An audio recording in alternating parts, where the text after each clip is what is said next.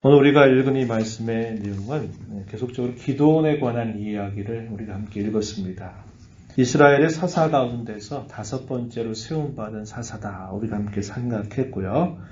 우리가 지난주 수요일날 나누었던 이야기는 미디안과 그의 동맹군 13만 5천 명이 되는 그 많은 군사들이 이제 진열을 꾸미고 있는 상태였고 그들과의 일전을 준비해 가는 그런 과정에서 모여들었던 3만 2천 명의 이스라엘 군사들, 그들이 너무 많다. 하나님 이렇게 말씀하시면서 혹여나 두려운 마음이 있는 사람들은 다 가도 좋다. 이렇게 기드온에게 말씀하시죠. 그래서 2만 2천 명이 돌아가고 10,000명이 남아있는데 이 10,000명도 너무 많다. 그래서 하나님께서 그들을 가리는 방법을 이야기하십니다. 지난 주 수요일에도 얘기를 드렸지만 그들이 정말 용사답게 한 사람들 300명을 고른 거다. 이렇게 많이 사람들이 얘기하지만 실제로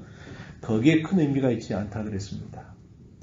다수 중에 소수의 행동을 취한 사람을 하나님께서 선택하게 하셨어요. 그 사람이 300명이 남게 되었다고 한 겁니다. 왜냐? 하나님께서 전쟁은 사람이 많고 적음에 달려있는 게 아니라 하나님께서 온전히 그 전쟁에 함께 하시도록 하느냐 그렇지 않느냐의 전쟁의 승패가 달려있다. 이 사실을 분명히 말씀하셨기 때문에 그러합니다. 그래서 13만 5천 명과 그리고 300명의 이스라엘 군사들과 그들을 이끄는 기드온과 함께 이제 전쟁을 벌여야만 되는 상황이 이렇게 주어지게 됐습니다. 하나님은 이 300명의 군사들을 곁에 두고 기드온에게 한밤중에 명령을 내리시던데 어떤 명령을 내리셨냐면 야 기드온아 너 적진에 한번 들어가 보도록 해라. 너 혼자 가기가 두려우면 내 부한 사람을 데리고 가라. 이렇게 해서 혼자 가기가 두려우니까 한 사람을 데리고 적진으로 가게 됩니다. 그곳에서 소리를 듣게 되죠. 어떤 한 병사가 꾸었던 꿈의 이야기를 직접 듣게 됩니다. 그리고 그 꿈 이야기를 듣는 옆에 있는 한 적군의 병사가 그 꿈은 이거다라는 해몽을 하는 이야기를 듣게 돼요. 그게 뭐냐면 이 기드온의 칼에 대한 두려움이 당시의 적군 내에 가득해 있다라는 것을 하나님이 이 기드온에게 듣게 하신 것입니다. 이 말을 들었던 이 기드온이 어떻게 그 전쟁을 이끌고 있고 그 전쟁에서 어떻게 승리하게 되는가 하는 내용을 오늘 우리가 읽어가는 본문 속에서 우리가 확인하게 됩니다.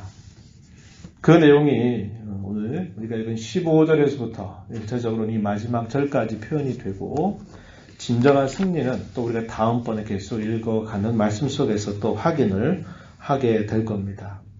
15절에서부터 23절의 내용은 기드온이 어떻게 그 전쟁에 임하게 되는가 하는 것들을 설명해 주면서 그 전쟁에서 어떻게 승리하게 되었는가라는 것을 이야기해 주게 됩니다. 그리고 기드온이 마침내 다른 지파 사람들을 불러서 그 전쟁에서 더 분명한 승리를 거두도록 하고 당시의 미디안의 왕들 가운데 2사람을 잡아서 처단하게 되는 그런 내용이 우리가 읽은 25절 마지막 절 부분에서 우리가 함께 확인하게 될 것입니다.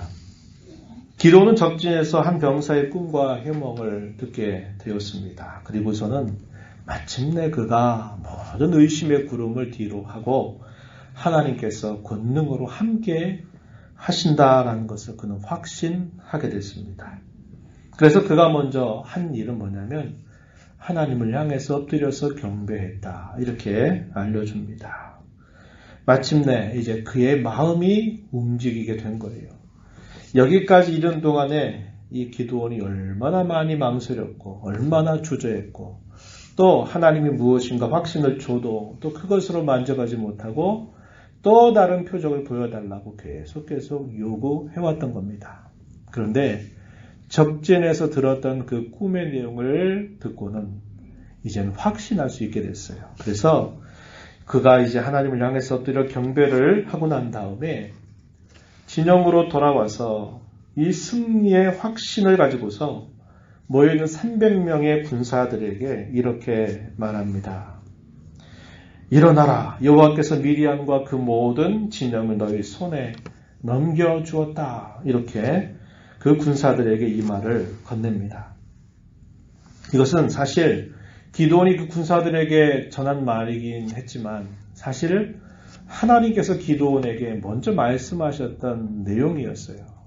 그때는 그 말이 잘 믿어지지가 않았고 의심스러웠던 겁니다. 그런데 하나님께서 기드온에게 이런 확신을 주시니까 이제 기드온이 모이는 300명의 군사들에게 그 말을 건네는 겁니다. 이 내용이 7장 9절 말씀에 보면은 이미 하나님께서 이 기드온에게 말씀하셨던 내용이죠. 일어나 진영으로 내려가라. 내가 그것을 내 손에 넘겨 주었다. 하나님이 기드온에게 말씀하셨는데 기드온은 그 말이 잘 믿겨지지가 않았고 여전히 두려움 가운데 있었던 거예요. 하나님 마침내 그에게 확신을 주니까 그가 들었던 이 말을 300명이 모여있는 그 군사들에게 이 말을 건네게 됩니다. 그러면서 그의 태도가 바뀌게 된 거죠. 그 이전에는 두려워 떨었고 의심했던 이 기드온이 이제는 분명한 확신을 가지고 자신과 함께 목숨을 걸고 싸우겠다고 하는 이 300명의 군사들에게 확신 있게 이 말을 건네게 된 거예요. 차이가 생긴 거죠. 무슨 차이일까요? 왜 전에는 그렇게 두려워하고 떨었던 그 기드온이 왜 이제는 아주 분명한 확신을 가지고 이렇게 다른 사람에게 힘주어 말할 수 있게 됐을까요? 하나님에 대한 신뢰, 승리에 대한 확신, 그것이 없었을 때는 주저했고 두려워했습니다. 그런데 그가 하나님을 향한 신뢰가 굳건해지고 그가 확신을 갖게 되니까 이제 그의 태도가 이렇게 바뀌게 된 겁니다. 우리가 이 부분을 나중에 좀 생각을 해볼 것입니다. 이렇게 한 다음에 기드온은 이 300명을 3개의 대로 진열을 꾸립니다. 그래서 1대 2대 3대로 나누고서 100명씩으로 3대를 나누어서 자신이 한 대를 먼저 이끌게 되고요. 그리고 그들에게 특별한 것을 그들에게 맡깁니다. 그게 뭐냐면 그들의 각 손에 나팔을 들게 합니다. 나팔을 들게 하고 또 한 손에는 빈 항아리를 들게 합니다. 그리고 그 빈 항아리 안에는 횃불을 집어넣고 그것을 들고 그들에게 나가라고 이야기합니다. 이렇게 말하죠. 너희는 나만 보고 내가 하는 대로 그대로 따라 해라. 이렇게 이야기합니다.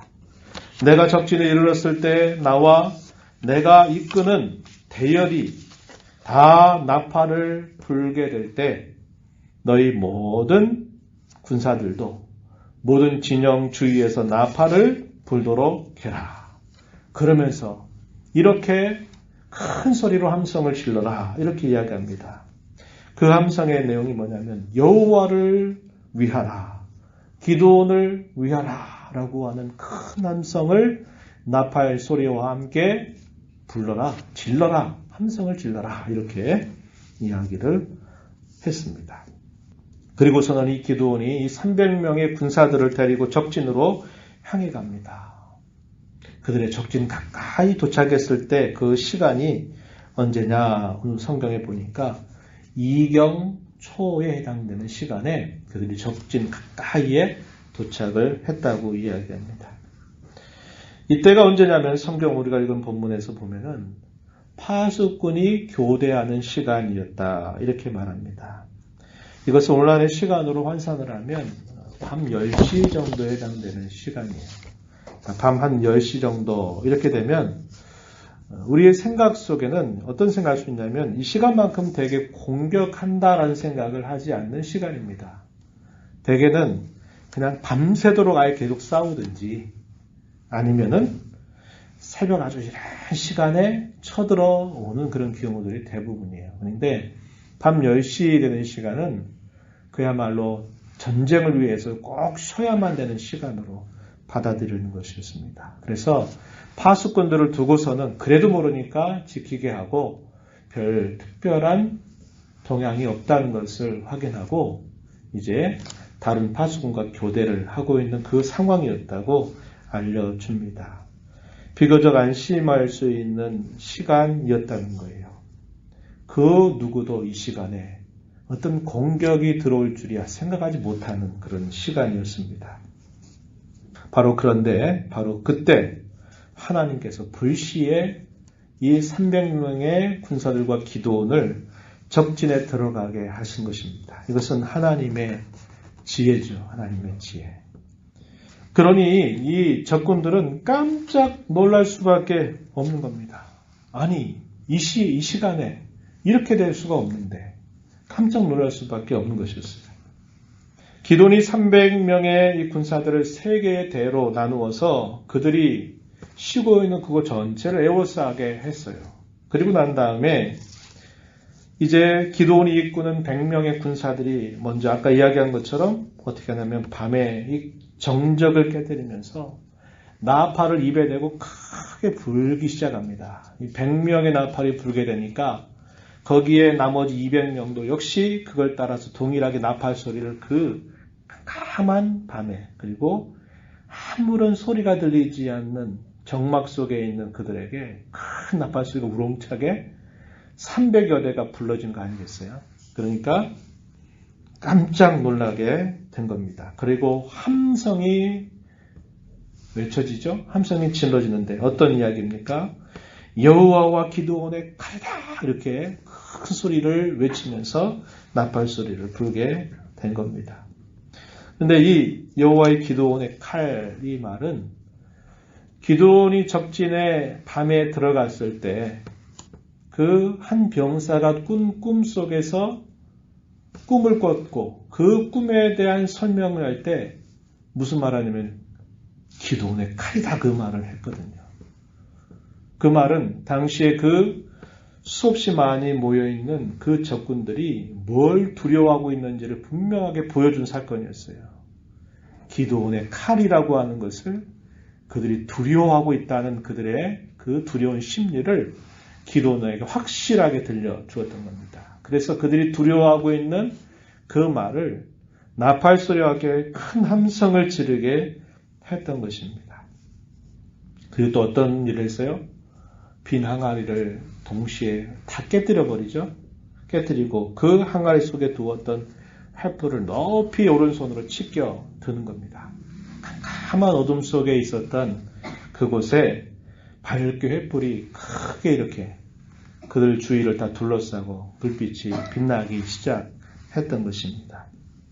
이게 우리가 읽은 본문 19절, 20절에 표현되고 있는 말씀이에요.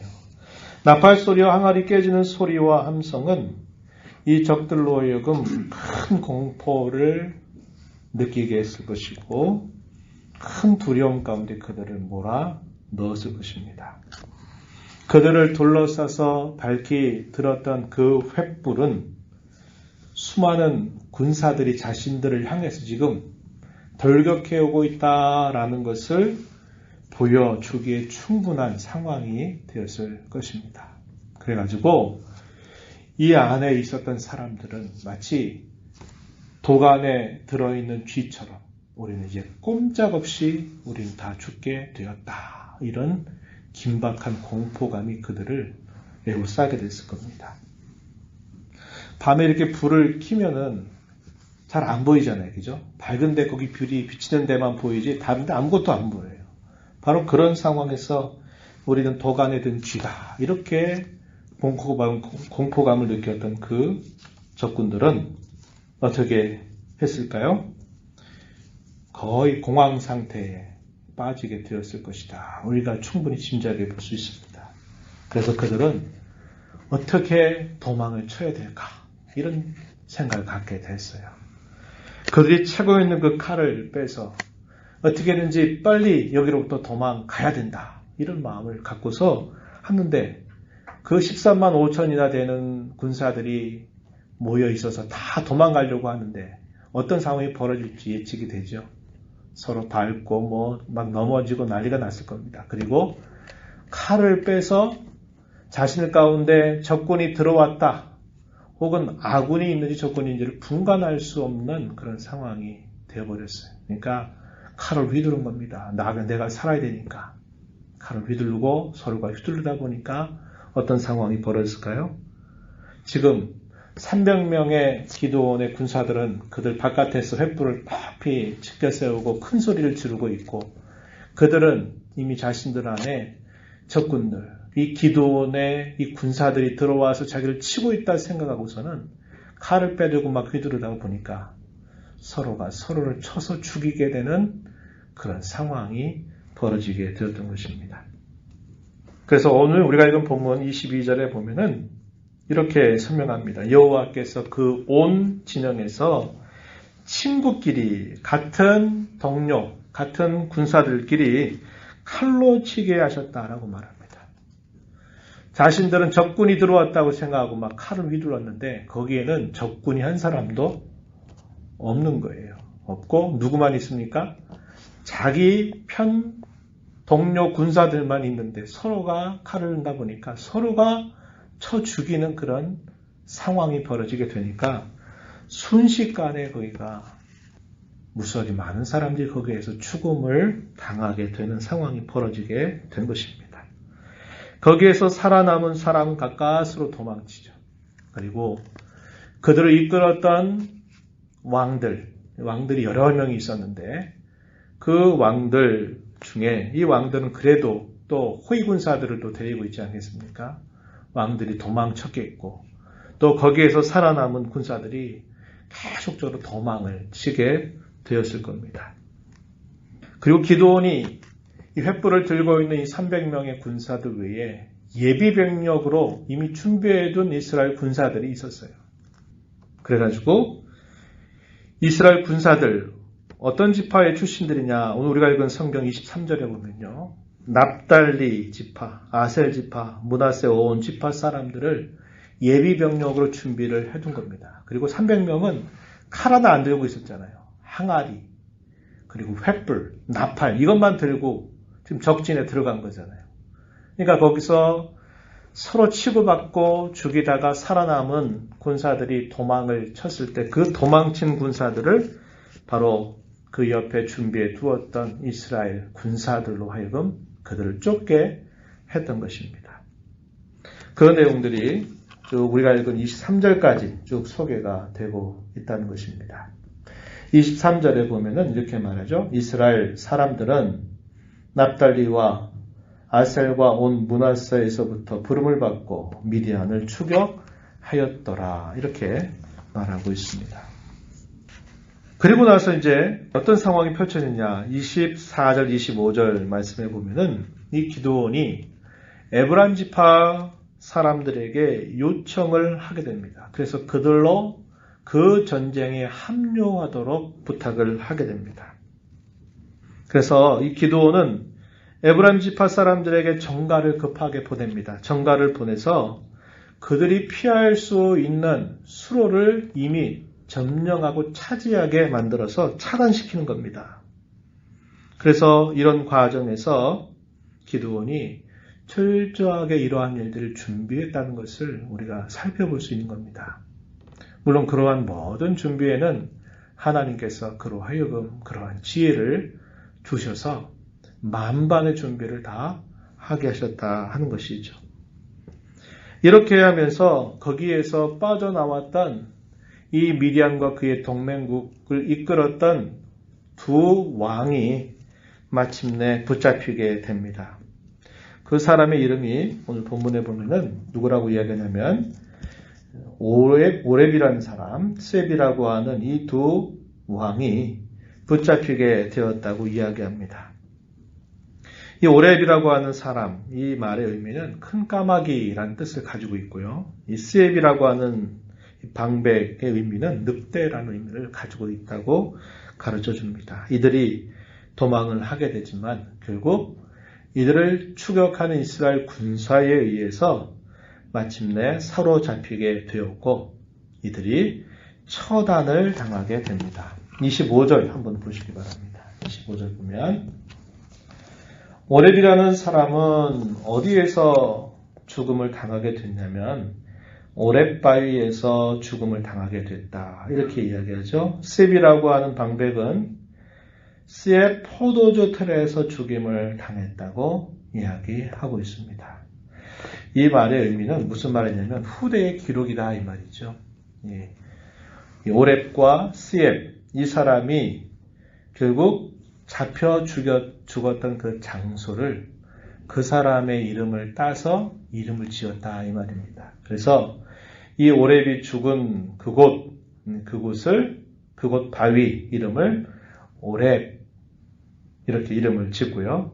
또 스엡이 죽음을 당했던 곳 이 포도주 틀 그곳의 이름을 스엡이라는 이름을 지었다고 하는 겁니다. 그래서 그들의 패배 또 그들의 죽음을 지명으로 남기도록 하나님께서 결국 이끌어 가셨다라는 것을 오늘 우리가 이 본문을 통해서 확인하게 됩니다.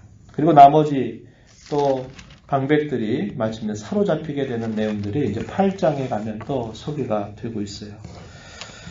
우리가 이걸 좀 생각해 보다 보면 하나님께서 기드온에게 처음 나타나셔서 큰 용사여 여호와께서 너와 함께 하신다.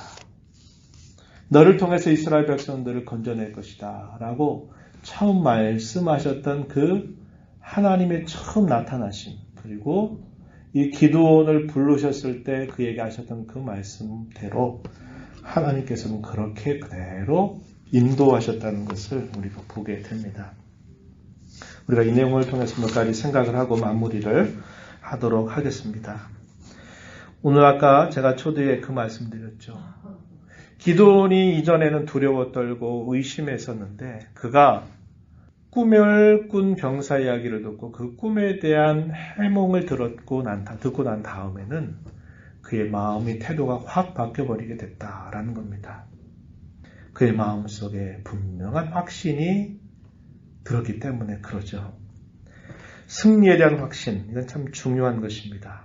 그 확신은 사실상 우리 스스로에게서 나오는 것이 아니라 그 확신은 하나님을 굳게 신뢰하는 데에서 나온다라는 것을 우리는 이걸 통해서 배우게 됩니다.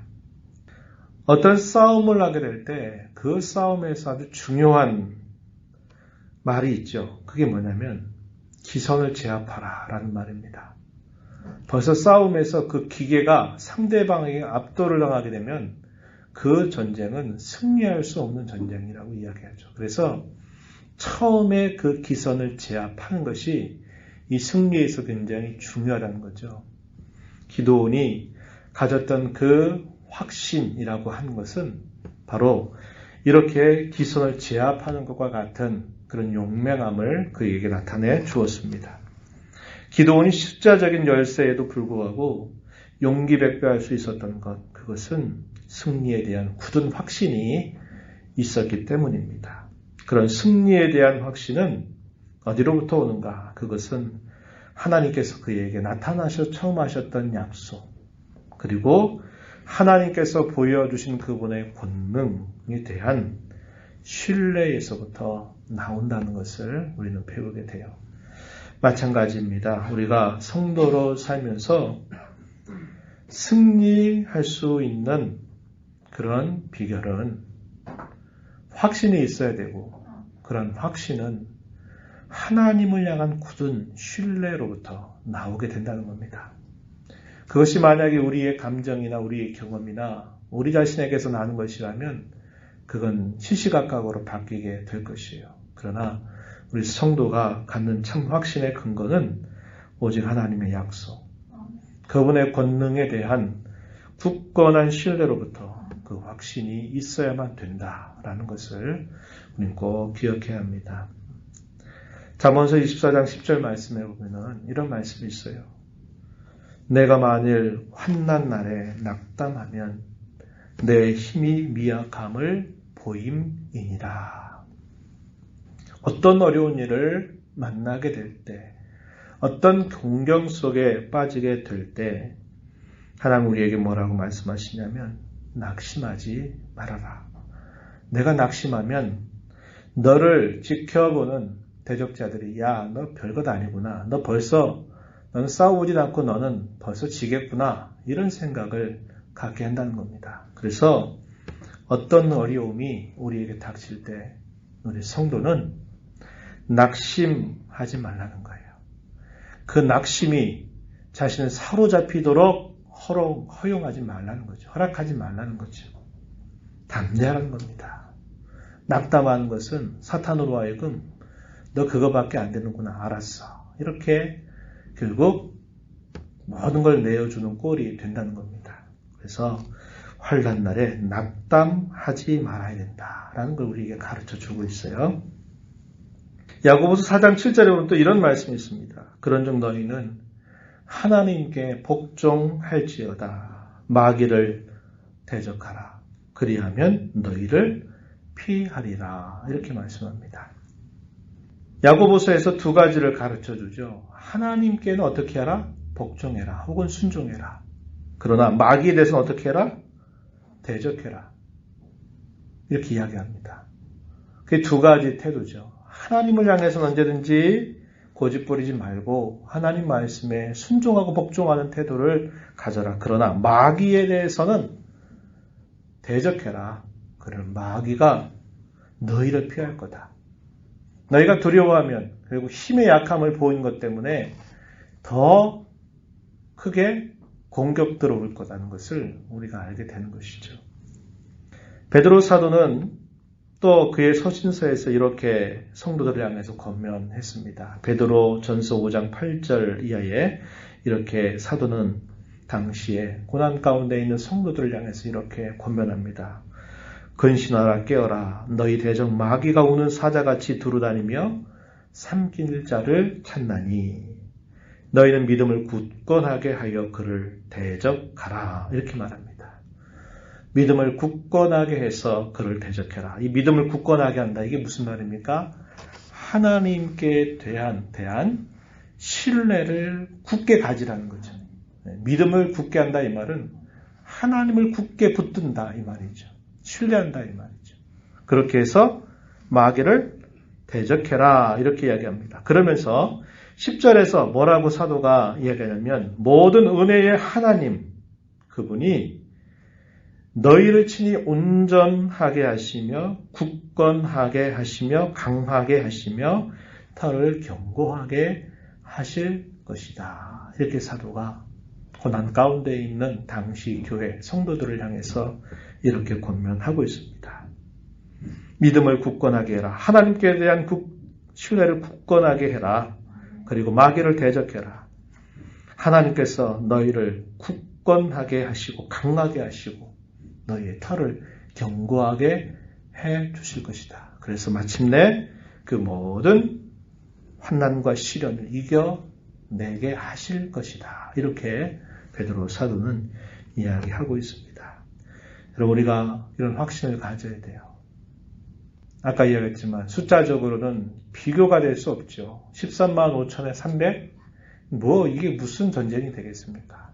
그런데 그가 그렇게 두려워했던 그가 이렇게 용기백배하게 나설 수 있었던 것은 하나님께 대한 굳은 확신이 있었고 그 확신의 이면 속에는 하나님을 향한 굳은 신뢰가 있었기 때문에 그랬다 하는 것이죠. 우리가 이 땅에 살면서 성도로 살아갈 때 이러한 자세가 매우 중요하다는 것을 배우게 됩니다. 두 번째는 조그마한 순종이 때로는 하나님의 큰 역사를 이루어낼 수 있다는 것을 우리는 이걸 통해서 생각하게 돼요. 기드온은 칼과 무기를 가지고 그 수많은 적군들을 무찔렀던 게 아니었어요. 칼 한 번 써본 일이 없습니다. 300명 칼 차지도 않았어요. 뭐 했어요? 양손에 엉뚱한 거 들고 있었잖아요. 항아리 들고 있었고 나팔 들고 적진을 에워쌌다고 하는 것입니다. 항아리, 횃불, 나팔 소리로 그 많은 적군들을 제압했습니다. 그것은 하나님께서 싸우시는 지혜와 권능이었습니다. 그런 승리를 경험하게 된 것, 참 놀라운 일인데요. 그것은 그의 조그만 순종에 대한 아주 큰 보상이었다 하는 겁니다. 기드온의 순종은 큰 게 아니었어요. 그것도 안 한 걸 억지로 하나님이 하게 하시면서 그를 이끄셨어요. 마지못해서 하는 그의 순종이었지만 그 순종의 결과는 너무나도 위대한 보상이었습니다. 우리가 하나님 앞에서 어떤 말씀을 듣고 또 성령께서 우리의 심령을 이끌어 가실 때 우리가 자그마하게 하나님의 뜻이 이것이다 라는 것을 깨달았을 때 우리가 순종하는 그것이 별거 아닌 것처럼 보여도 하나님은 그 순종을 통해서 큰 역사를 이루어 가실 수 있다라는 것을 우리는 생각할 수 있어야 됩니다. 그래서 우리에게 중요한 건 뭐냐면 내가 어떤 큰 일을 하는 게 아니라 나는 하나님께서 오늘 나에게 깨닫게 하신 그분의 뜻에 대해서 내가 순종하는 일, 거기에 집중하는 자세를 가져야 한다고 하는 겁니다. 그러면 그 자그마한 걸 통해서 하나님은 우리가 상상치 못하는 일들을 능히 행하실 수도 있다라고 하는 겁니다. 그래서 우리는 자그마한 하나의 이런 순종, 이런 것들이 얼마나 중요한 것인가를 우리는 배워야 한다는 것이죠. 기드온처럼 항상 하나님 우리에게 그렇게 해주신다고 우리가 생각하면 안 되겠죠. 그러나 기드온처럼 그렇게 해주시기도 하실 수 있는 겁니다. 분명한 건 뭐냐? 우리의 순종을 하나님 기뻐하신다 하는 것입니다. 그리고 그러한 순종은 교회를 유익하게 해주고 다른 성도를 기쁘게 해주는 힘이 있다는 겁니다. 좋은 영향력을 보여줄 수 있는 것이죠. 그래서 다른 그 어느 누구가가 아니라 내가 먼저 순종하는 그 일에 마음을 쓰고 또 그렇게 애를 쓰는 자세를 우리가 하나님 앞에 생각해야 한다는 겁니다. 마지막으로 우리는 이 내용들을 살펴보면서 이 땅에 전투하는 교회로 살아가는 저와 여러분이 우리에게 주어진 이 피할 수 없는 싸움을 어떻게 승리로 이끌어 갈지를 우리는 배워야 하겠다는 것입니다. 예수님의 죽으심, 예수님의 부활은 우리에게 진정한 승리를 이미 확보해 준 사건입니다. 주님이 이 땅에 다시 오신 이 재림은 우리에게 궁극적인 승리를 가져다 줄 것입니다. 이것이 성경이 확고하게 우리에게 약속해 주는 분명한 사실이에요. 우리 D-Day라는 말 쓰고 V-Day라는 말을 씁니다. 그렇죠? D-Day. 얼마 남았다. 이 말인데 결정적인 날을 말하는 겁니다. D-Day. 그 결정적인 날이 최종적인 승리로 이어지는 그 날을 두고 V-Day. 승리의 날이다. 이렇게 말해요. 우리 주 예수 그리스도의 죽으심과 부활은 승리에 대한 D-Day와 같은 것이라면 그분의 재림은 V-Day, 승리의 날이 우리에게 다가올 것을 보여주는 확실한 사실입니다. 우린 분명히 승리할 겁니다.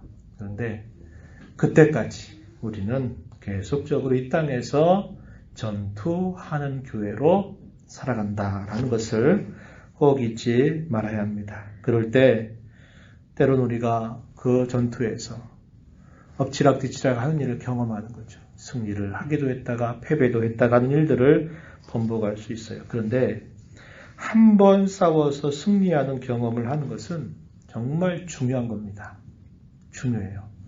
늘 할 때마다 늘 패배하는 경우에는 아유 이번에도 뭐 해봤자 뻔하지 뭐 또 안 되겠지 이런 생각을 가져다 주지만 늘 패배를 번복하다가도 내가 하나님의 말씀을 의지하고 그분의 도움을 의지해서 내가 어떤 것을 하나 이겨냈을 때 그 경험을 하는 것은 굉장히 큰 즐거움이 되고 기쁨이 되는 겁니다. 이것이 한 번이 되고 두 번이 되고 그러면서 우리가 하는 이 영적인 싸움에서 승리를 이끌어갈 수 있는 계기가 마련되는 것입니다. 한 번의 승리가 또 한 번의 승리를 가져다 주고 또 승리를 가져다 주면서 주님이 우리에게 약속하신 그 기쁨을 우리가 한 번, 두 번 더 경험할 수 있는 것은 굉장히 우리에게 큰 유익을 주는 부분이죠.